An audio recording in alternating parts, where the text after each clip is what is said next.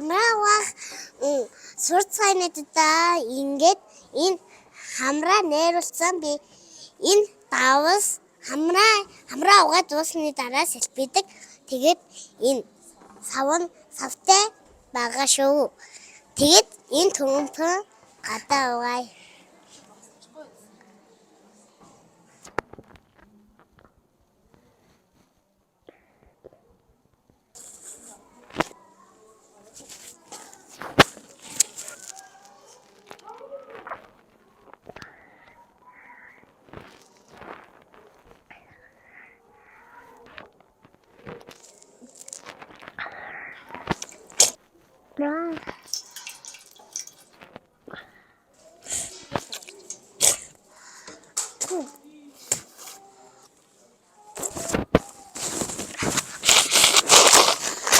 Зөндөө олон маамаанууд ингээд ерөөсө хамраа угааж чаддгүй байхгүй юу? Тэгээ хамраа угааж чадахгүй болохоор ханиад нь хүндрээ, чихэн өвдөөд, ногооноос гараад эсвэл Яг килограммаар нь хүүтүүсийн хамгийн доотлолт нь килограммаар тавиад дээд усын яг халуун хэмжээгээр тавиад штэ.